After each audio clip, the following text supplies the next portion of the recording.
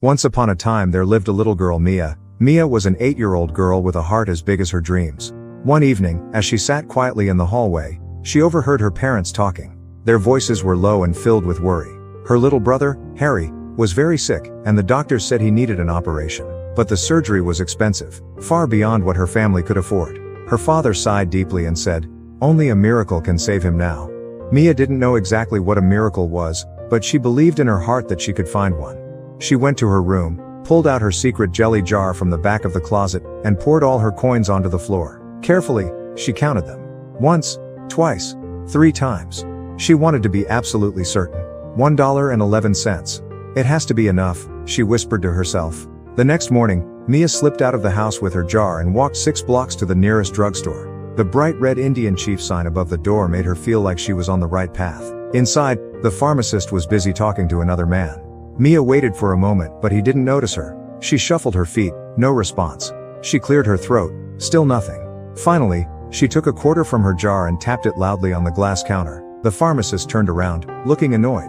"What do you want, little girl? Can't you see I'm talking to my brother? He's visiting from Chicago, and I haven't seen him in years." Mia stood her ground. "I need to buy a miracle for my brother," she said firmly. The pharmacist frowned.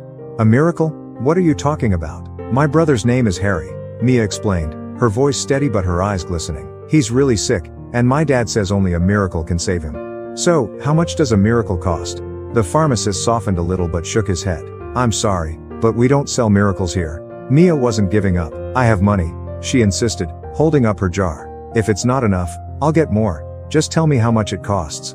The pharmacist's brother, Peter, had been quietly listening. He knelt down beside Mia and smiled kindly. "What kind of miracle does your brother need?" he asked. "I don't know," Mia admitted, tears now spilling down her cheeks.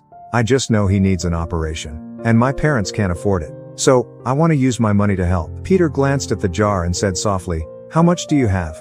$1.11, Mia whispered. "It's all I have, but I can get more if I need to." Peter's smile grew warmer. "Well, isn't that something?" he said. $1.11, just enough for the kind of miracle your brother needs. He took her money in one hand and her mittened hand in the other. "Let's go see your brother," he said. "I think I might be able to help." It turned out that Peter wasn't just visiting. He was a renowned neurosurgeon. Within days, Harry had the surgery he desperately needed, and Peter refused to take a single penny more. When Harry finally came home, happy and healthy, Mia's parents couldn't stop talking about what had happened. That surgery, her mom said softly, was nothing short of a miracle. "I wonder how much it would have cost." Mia just smiled. She already knew the answer. It had cost $1.11, and the unshakable faith of a little girl.